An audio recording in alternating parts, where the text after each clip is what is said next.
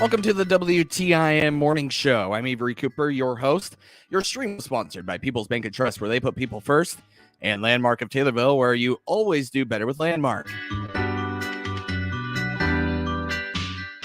You know, it may not feel like it right now, but spring is right around the corner, and University of Illinois horticulture educator, or at least University of Illinois Extension horticulture educator Andrew Hulsinger can give you some tips about what you can do now to get ready for spring. Welcome back to the program, Andrew. Oh, you really want to get out of this winter weather, don't you? Oh, yeah, I love today on my my contest for guessing a song over on Cruise, and I played the Beach Boys because I know it's ironic, but man, I really would like a beach right now. Well, one thing you can do to get ready for spring, starting in January, the garden catalogs start to be shipped out, and so there's plenty of opportunity to purchase plants. But one thing to think about when purchasing plants is the plant hardiness. So when we have these cold temperatures and winter weather, you want to have plants that are conducive to the area that you're growing in. So check out the hardiness zone on those catalogs and choose your favorite selection. Sorry to interrupt you. Continue.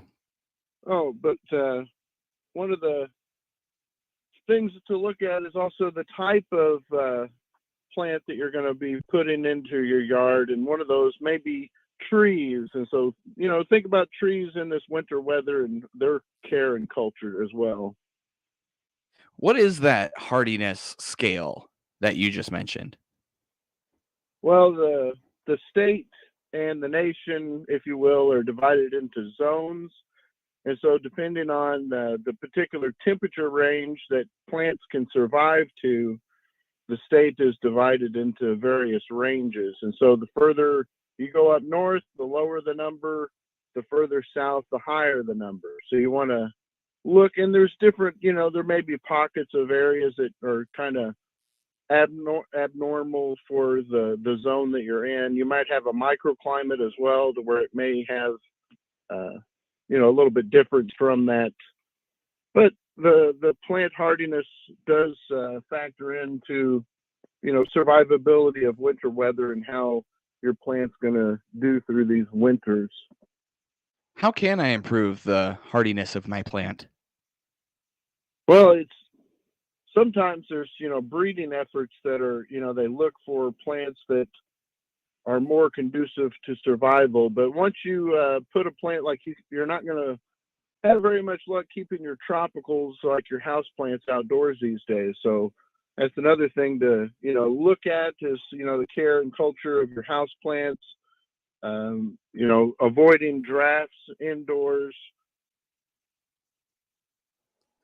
Anything else that I can do? One thing you can do, this storm is going to move through, as you said earlier, during the weather. And so a lot of these trees, they will have ice and snow and other effects from this. And so depending on the tree, you may be able to brush off some of that snow or ice. But the brushing off needs to be gentle, as far as taking a broom and starting with the lower branches and moving your way up. But it if your tree is distorted in the weight, if it hasn't succumbed to that and broken a limb, it probably will bounce back and still survive. In other words, just be careful. Just be careful. Let the power companies do their jobs, and if you have trees that are near power lines, that's the best people to prune for. Those are the people that are the power companies or the arborists. And so just let the landscape alone. Another tip is to stay off the lawn as much as possible when we have these winter weathers, because you can leave some lasting effects with your footprints when you're stepping on that turf whenever it's cold and the grass is dormant, but yet you'll still maybe affect the grass in the future. Right, you could leave some mud spots and stuff for when that snow does melt, when you are stepping on the grass and everything. Yeah, so just try to stay off the lawn as best Mhm. as possible. Yeah.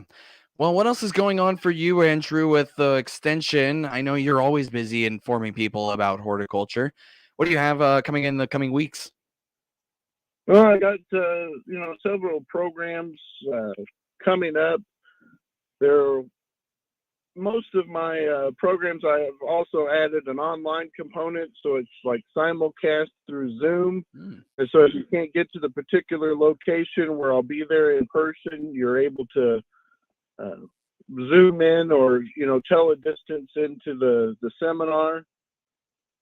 So that's a nice advantage to these winter days, is that we can do things like that. But unfortunately, with this particular storm, we've had some power outages Mm. and things like that. So I did choose to postpone my planning for your fruit garden class that was supposed to be in Taylorville today. Well, that's good to know. I mean, that's something I can add to my list of cancellations. We'll talk a little bit more about that off the air, Andrew. But so when are you rescheduling it for? I haven't got a date selected yet, but it'll be in probably the near future. Right, maybe the next week or two. Any events that you're taking registration for right now? Yeah, we are taking registrations for our Four Seasons gardening series. And so next in line for that is going to be organic gardening. And then following that, coming up in March, will be myself speaking about shade gardening with perennials. Awesome. You mentioned a moment ago about the simulcast. What does that look like? Basically, you are teaching an in-person class, right? And then you have a camera pointed at you so that people over Zoom can see it. I'm just making sure I have that right. Yeah, that's correct. And there's also a microphone that'll pick up the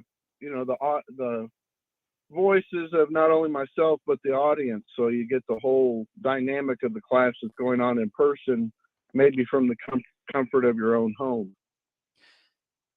Briefly preview that program about perennials in which you're taking registration for. Well, there's a lot of perennial plants that are conducive to the shade.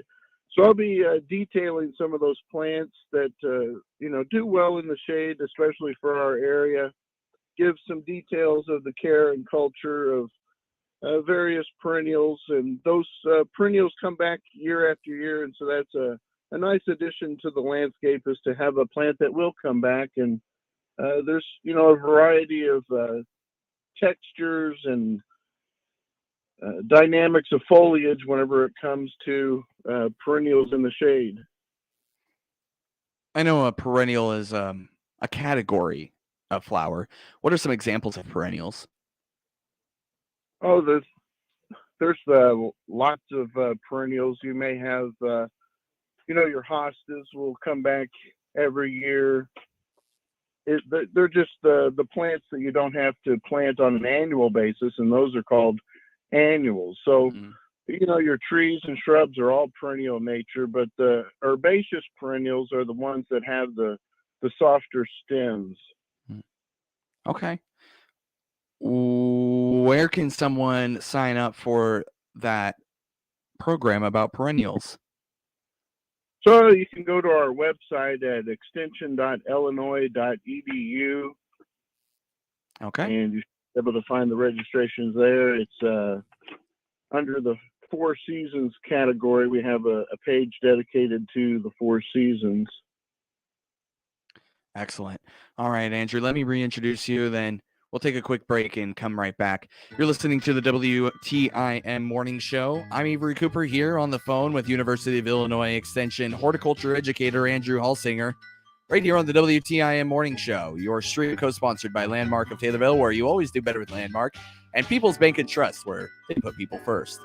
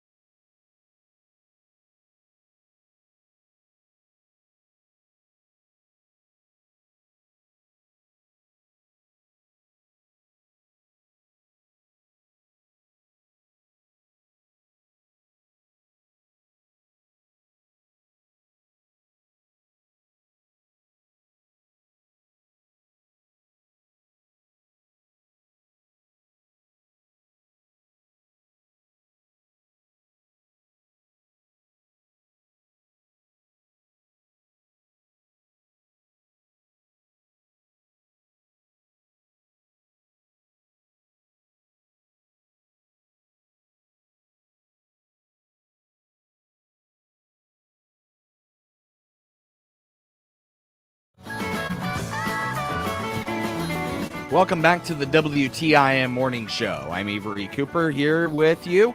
Your stream co-sponsored by People's Bank and Trust, where they put people's first, and Landmark of Taylorville, where you always do better with Landmark.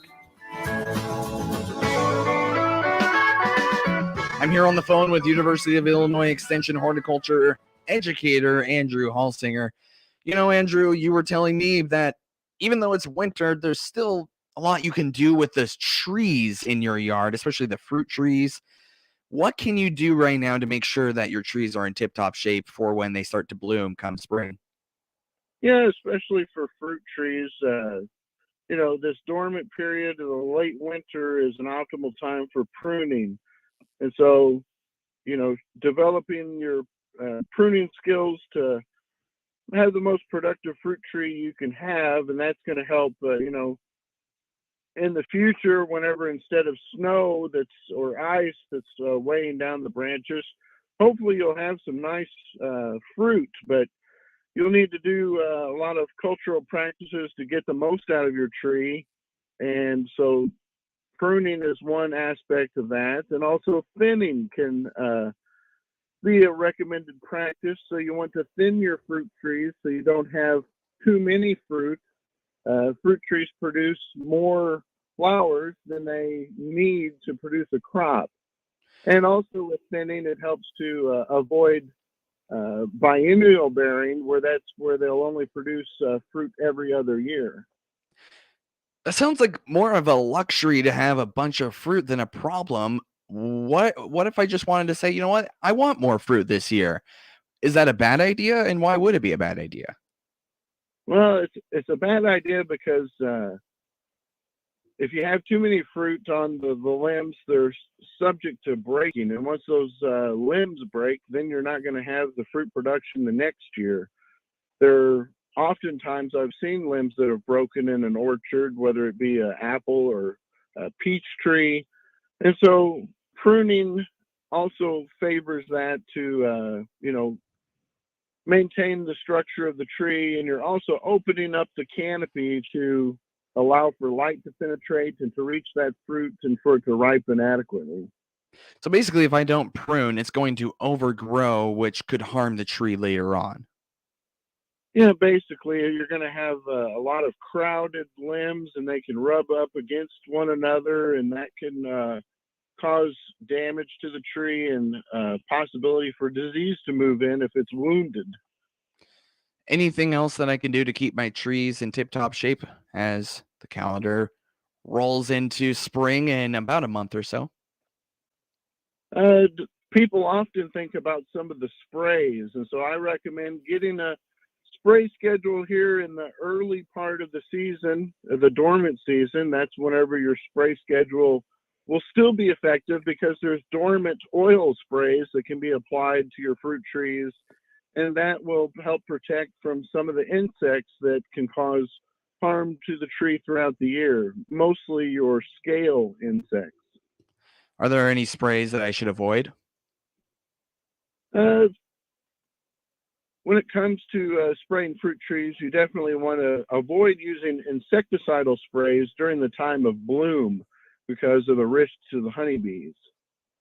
Oh, okay. So it's not going to necessarily harm me, but honestly, I kind of care about the bees as much as they care about me. So I think I'll make sure to stay away from that when I'm spraying my tree.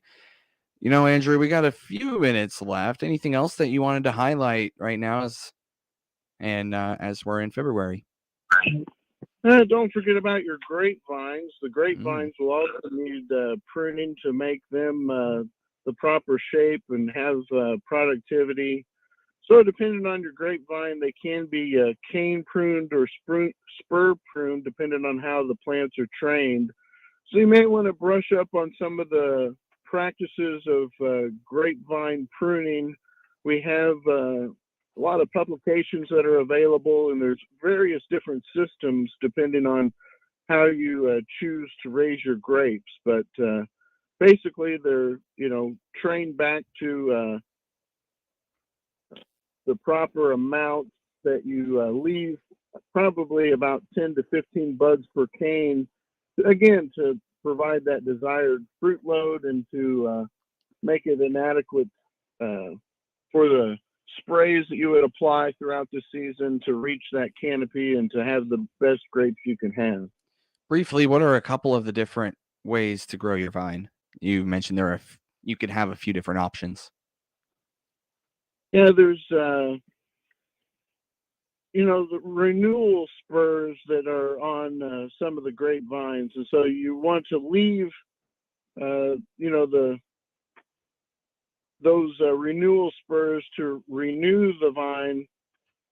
And so typically you would leave those short stubby canes with 2 buds. And so there'll be the renewal spurs that will be selected for the fruiting canes in the next year. Andrew, any quick thoughts before you go? Just be safe out there, and